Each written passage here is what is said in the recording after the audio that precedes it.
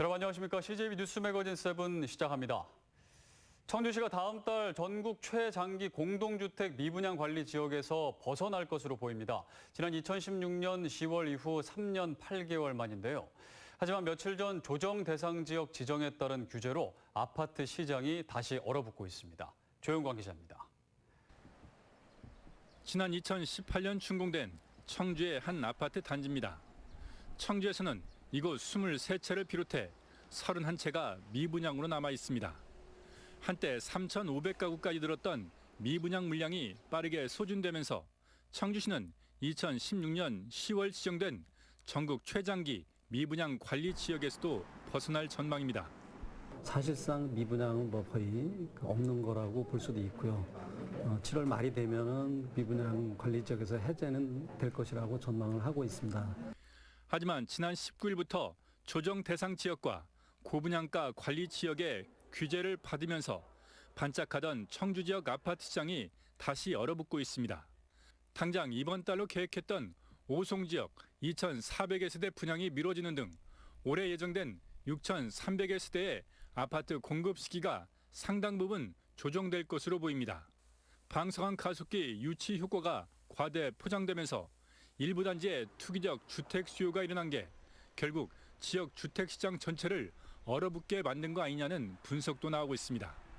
규제가 많이 심해졌거든요. 그러면 투자자분들은 이제 발길이 끊길 거고요. 그리고 실거주를 목적으로 하시는 실수요자분들도 대출 규제나 이런 부분 때문에 굉장히 좀 분양의 벽이 높아졌어요. 청주시는 대출 규제 등으로 인한 거래 절벽과 실수요자 피해가 감지될 경우 국토부에 조정 대상 지역 해제를 요청하는 방안도 적극 검토하고 있습니다. CJB 뉴스 조윤광입니다. 11대 충청북도의회 전반기 의장을 맡아온 장선배 도의장이 2년의 임기를 마치고 의사봉을 내려놓습니다. 부드러운 카리스마로 일하는 의회상을 정립하는 데 기여했다는 평가를 받고 있습니다. 구준회 기자입니다. 장선배 의장이 제시한 11대 충청북도 의회의 역할은 도민과 소통하고 도민을 위해 일하는 의회입니다. 도의원들은 지난 2년간 민생 현장을 116차례 찾았고 113번의 간담회와 28건의 공청회를 열어 민의를 수렴했습니다. 특히 주민복리와 밀접한 입법 활동이 눈에 띄게 늘었습니다. 제정 또는 개정안 조례는 180건으로 10대 전반기보다 51%나 많았습니다. 주로 여성과 소상공인, 미래산업 육성에 집중됐습니다. 문제의식을 공유하고 해결 방안을 거기서 찾는 그런 의회를 추구해왔다 이렇게 생각을 합니다. 집행부 견제라는 본연의 기능도 강화했습니다. 도산하기관장에 대한 인사청문회를 사상 처음 도입했고 행정사무감사와 예산안 심사를 통해 977건의 문제점을 지적하고 시정을 요구했습니다. 도지사 중점 사업인 세계 무예 마스터십도 예산 삭감의 예외가 아니었습니다. 반면 도정 현안은 적극 도왔습니다. 방사강 가속기 유치 과정에서 충청권 시도의장단의 지지를 이끌어냈고 지방자치 실현과 일본 규탄에 적극 목소리를 냈습니다. 장 의장은 초선과 다선 의원 간 조화와 배려를 성과의 원동력으로 꼽았습니다. 의장단이나 상임위원장단 책임을 맡고 계시는 분들이 본인보다는 일반 평의원님들 입장을 먼저 이해해 주시고 먼저 배려해 주시고 임기를 마감하는 장선배 의장은 도민들에게 고마움을 전했습니다. 다음 달 평의원으로 돌아가 지방자치 입법과 코로나 이후를 대비한 활동에 매진하겠다고 계획을 밝혔습니다. CJB 뉴스 구준혜입니다. 어제 저녁 청주의 최고층 아파트 옥상 기계실에서 불이 나 입주민들이 긴급 대피하는 소동이 벌어졌습니다. 관리사무소 직원이 불을 빨리 진화해 큰 피해는 없었지만 고층 건물 화재는 소방력이 미치지 못할 수 있어 늘 경각심을 가지는 게 중요합니다. 박원 기자가 집중 취재했습니다. 기계실 내부가 불에 타 천장이 검게 그을렸습니다. 어제 저녁 7시 40분쯤 청주시 복대동의 한 고층 아파트 43층 옥상 엘리베이터 기계실에서 화재가 발생했습니다. 경보음이 울리면서 주민 180여 명은 계단을 이용해 1층으로 긴급 대피했습니다. 처음에는 깜짝 놀랐죠. 소방차가 한꺼번에 다 들이닥쳐가지고 여기로 소리가 좀 커가지고. 불은 관리사무소 직원들이 소화기로 20분 만에 진화했습니다. 하지만 엘리베이터 넉 대가 멈춰섰고 소방대원들은 계단으로 43층까지 올라가 화재 현장을 점검했습니다. 엘리베이터가 안 돼가지고 걸어서 올라가서 43층까지 올라가서 소화기를 끈 거죠. 걸어 올라갔어요. 다 진압대원도 다. 이번 화재는 아파트 관계자의 발빠른 대응으로 큰 피해를 입진 않았지만 고층 아파트에서 불이 나면 대처가 어려운 경우가 많습니다. 현재 충북 소방에는 고가 사다리차 16대와 굴절 사다리차 13대를 보유하고 있습니다. 하지만 사다리차는 최대 20층까지만 닿을 수 있어 그 이상 건물은 소방력에 한계가 있습니다. 따라서 소방관들은 20kg의 무거운 소방 장비를 착용하고 직접 뛰어 올라가 진압할 수밖에 없습니다. 실제로 지난해 복대동의 아파트 공사 현장 38층에서 불이 났을 때 소방호스를 밧줄에 매달아 38층까지 끌어올린 후 화재를 진압한 적이 있습니다. 결국 스프링클러와 방어벽 등 건물 자체 화재 진압 시설 구축과 철저한 비상대피 훈련만이 피해를 최소화하는 방법입니다. 안전의식을 강화시켜서 건축주분들이라든가 소방안전관리자들이 자체적으로 소방교육 훈련을 주기적으로 해서 화재를 애초에 예방하는 예방과 대비 측면에서 접근하는 게 가장 현명한 방법이라 생각됩니다. 도내 30층 이상 고층 건축물은 현재 61개동입니다. 고층 건물이 해마다 증가하는 만큼 화재에 대한 경각심을 갖고 선제적 대처 방안을 강구해야 합니다. CJB 뉴스 박원입니다.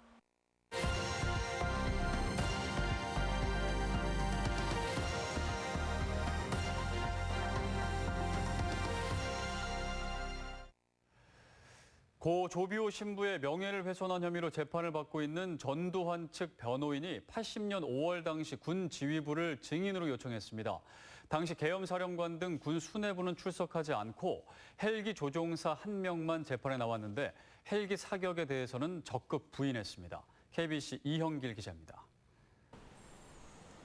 이번 재판에 증인으로 출석 요구를 받은 사람은 모두 3명입니다. 당시 계엄사령관과 전교사 참모장, 203 항공대 대대장입니다. 이 가운데 군 지휘부인 이희성 계엄사령관 등은 수치인 불명 등을 이유로 출석 요구서가 전달되지 않았고 재판에도 나오지 않았습니다. 무슨 강제 수사권이 있으면 뭐 강제로 불러내거나 또는 사전에 만나보거나 할 텐데요. 저한테는 그런 그 권한도 없고 방법도 없습니다. 유일하게 출석한 203 항공대 대대장은 당시 헬기에 기관총을 설치한 적도 없고 소총 사격 또한 없었다고 증언했습니다. 하지만 함께 출동한 다른 공격용 헬기의 무장 시위와 사격 여부에 대해서는 알지 못한다고 선을 그었습니다. 5월 단체는 군 관계자들을 중심으로 법정에서 허위 사실 진술이 이어지고 있다며 위증죄 고소를 검토하고 있다고 밝혔습니다. 자신들의 그 주장에 대한 반성 하나도 없이 재판부에서 위증을 했기 때문에 그 사실에 대해서도 명확하게 저는 죄를 물어야 한다 그렇게 보고요. 불출석 허가를 받은 전두환 씨는 이번 재판에도 출석하지 않았습니다. 전 씨에 대한 다음 재판은 변호인 측이 신청한 증인들을 불러 오는 7월 20일 열릴 예정입니다. KBC 이영길입니다. 인구 35만 명을 넘어선 세종시는 국가행정의 중심이란 위상에도 불구하고 대형 숙박시설이 하나도 없어 큰 행사나 국제회의를 개최하기 버거운 게 현실입니다. 국내 최대 호텔 업체인 호텔신라가 세종에 진출할 예정이어서 회의 전시 일명 마이스 산업의 디딤돌이 될 전망입니다. TJB 강진원 기자입니다. 지난 2012년 출범한 세종시 행복도시. 정부기관의 70% 이상 몰려있고 인구 유입도 활발하지만 숙박시설은 한 곳도 없습니다. 국내외에서 출장을 오거나 멀리서 지인이 찾아오면 숙소를 찾아 인근 대전 유성구에까지 가야 하는 불편이 이어지는 겁니다. 지인들이 세종시 왔을 때 여기가 광역시라고 하는데 묵을 데가 없어서 인근에 있는 대전이나 근처로 숙박시설을 이용해야 되는 불편함이 참 많았습니다. 이런 가운데 국내 최대 호텔 운영사인 주식회사 호텔신라가 세종시와 협약을 맺고 행복도시 진출을 확정했습니다. 호텔신라는 교보증권과 법인을 세워 지상 8층, 지하 6층에 객실 258실 규모의 호텔을 건립하고 운영까지 맡아서 2022년 7월 개장할 예정입니다. 특히 4,400여 제곱미터의 컨벤션 공간이 포함돼 있어서 앞으로 국내외 회의와 전시, 숙박을 원스톱으로 처리할 수 있게 됩니다. 해외에서도 이제 많이 이제 세종시에 이제 오시게 될 테고 신라 스테이의 그 브랜드가 이 도시의 운영 형태를 봤었을 때는 가장 적합하다라고. 행복도시에는 4개의 호텔 용지가 있는데 정부 청사북은 413실의 한 곳만 내년 2월 준공 목표로 정상 추진되고 있습니다. 20층짜리 관광호텔 한 곳은 골조만 올린 채 공사가 중단됐고 한 곳은 아예 시작도 못했습니다. 세종시는 이번 호텔 신라의 진출을 계기로 지역 호텔 건립이 정상화되고 이를 통해 행복도시의 정체성을 살린 전시회의, 즉 마이스 산업을 키울 수 있을 걸로 기대하고 있습니다. 세종시는 행정수도이기 때문에 국내 회의, 국제 회의가 많이 있을 것으로 보여집니다. 호텔이 없어서 많은 어려움을 겪었습니다. 점차 이러한 어려움들이 해소될 수 있을 것으로. 침체된 호텔 산업의 부활이 행복도시를 한 단계 업그레이드하는 계기가 될 것은 분명해 보입니다. TJB 강진원입니다. CJB 뉴스 매거진 7 함께하고 계십니다. 내일 충북의 날씨 알아봅니다. 박지영 캐스터 전해주시죠. 네, 오늘도 어제만큼은 아니었지만 많이 더우셨죠. 그래도 이 더위는 오늘까지입니다. 내일은 전국에 장맛비가 내리겠는데요. 내일 오전 서쪽 지역을 시작으로 낮이면 충북 전역으로 확대되겠고요. 이 비는 금요일까지 길게 이어지겠습니다. 그 사이 예상 강우량 살펴보시면 충북 전역에는 30에서 80mm로 적지 않은 양의 비가 내리겠는데요. 특히 이번 비는 내일 밤부터 모레 새벽 사이에 가장 강하게 집중될 것으로 예상됩니다. 강한 바람과 함께 시간당 10mm 안팎의 세찬 비가 쏟아지겠는데요. 비 피해 없도록 주의하셔야겠습니다. 비가 내리면서 낮 기온도 큰 폭으로 떨어지겠습니다. 내일 청주의 한낮 기온은 25도, 단양도 27도까지 떨어지면서 당분간 폭염 수준의 큰 더위도 없겠습니다. 날씨였습니다.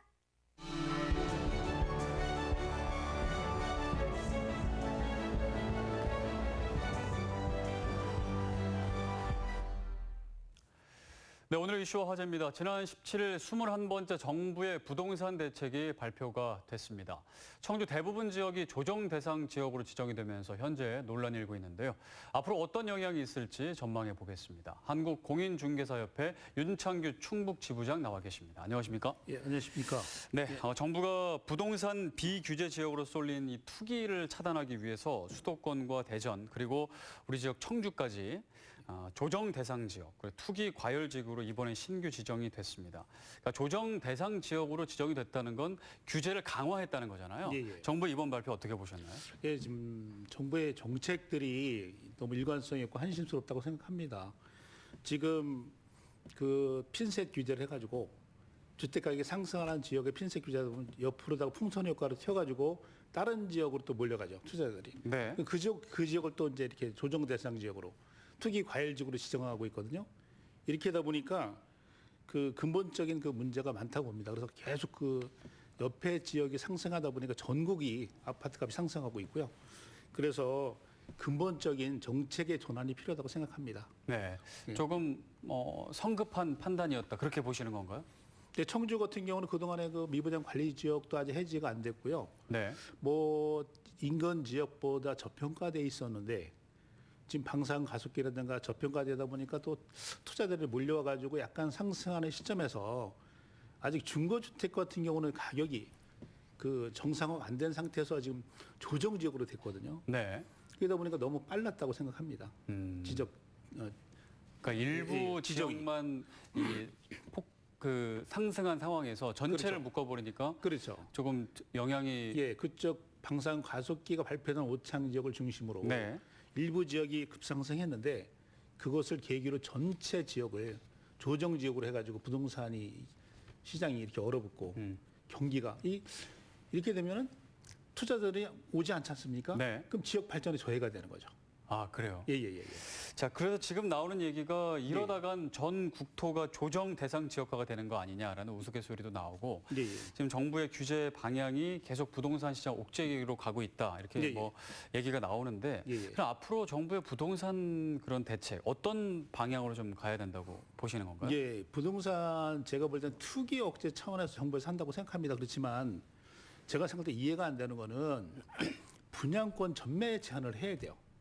분양권 전매 제한 안 하다 보니까 네. 분양권을 사고 팔고 계속 이렇게 해가지고 분양권이 가치가 엄청 올라가 있죠. 네. 그러다 보니까 투기 세력들이 와가지고 결과적으로는 이익을 취하고 빠지죠. 그럼 결과적으로 현지인들이 손해보게 되는 구조가 돼 있습니다. 네.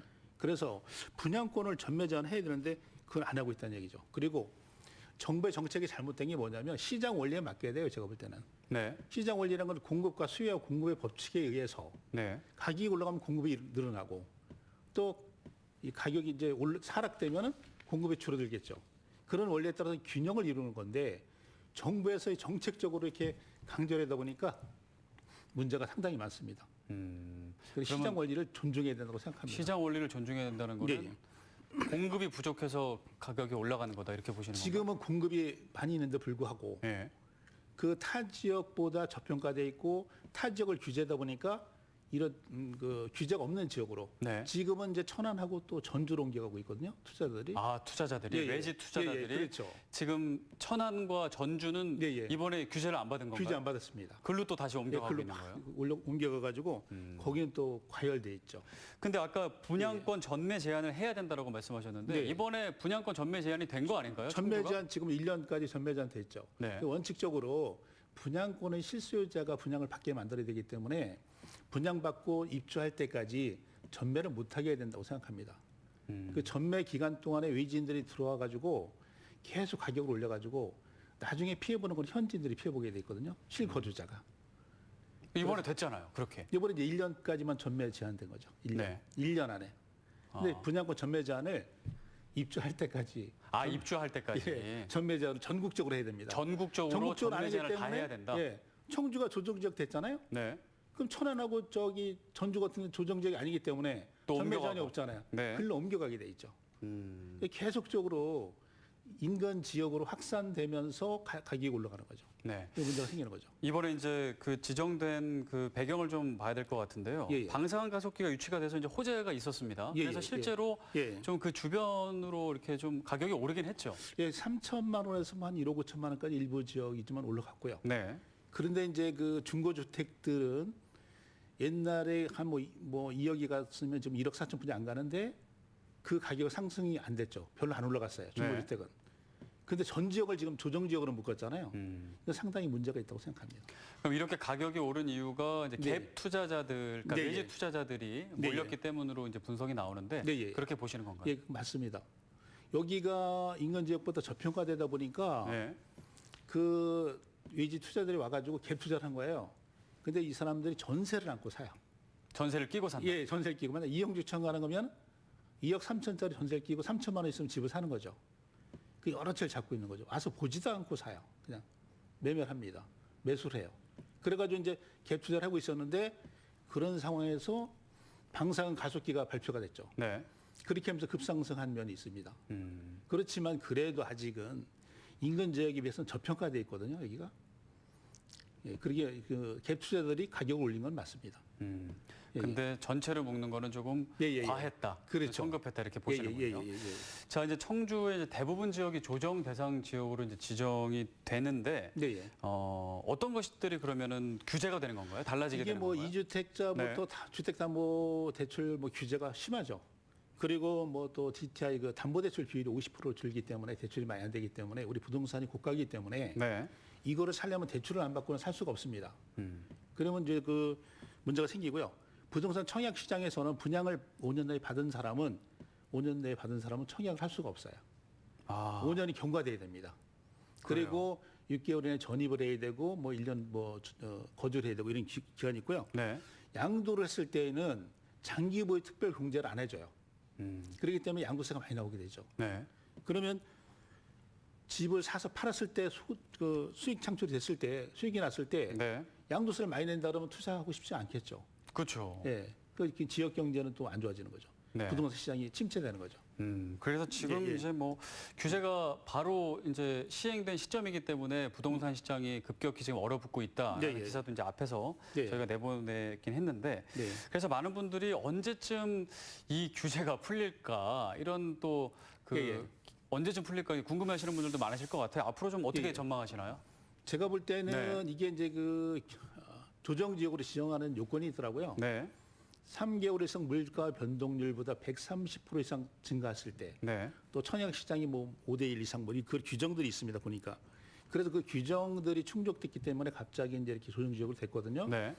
이거는 몇 개월 빨라도 몇 개월은 지나야 된다는 얘기고 3개월 단위로 다 하기 때문에 그래서 이제 그런 어떤 그 시장이 이제 안정화되고 또 이게 뭐 하락한다거나 이게 됐을 때는 당연히 조정 지역을 해제해야 된다고 생각합니다. 네. 그 기간 얼마나 걸릴까요? 대충. 그 제가 볼 때 바로 말씀 못 드리는데 네네. 하여간 그 최소 몇 개월은 걸린다는 최소 거죠. 몇 개월은? 예, 몇 개월은 걸리고요. 그 시장 상황을 보면서 이제 국토교통부에서 결정할 거라 생각합니다. 네. 예, 예. 자, 오늘 말씀 여기까지 듣겠습니다. 예, 예. 지금까지 한국공인중개사협회 윤창규 충북지부장이었습니다. 오늘 말씀 예, 예. 감사합니다. 예, 감사합니다. 네, 이상으로 CJB 뉴스 매거진 7 1부를 마칩니다. 잠시 후 2부로 이어집니다.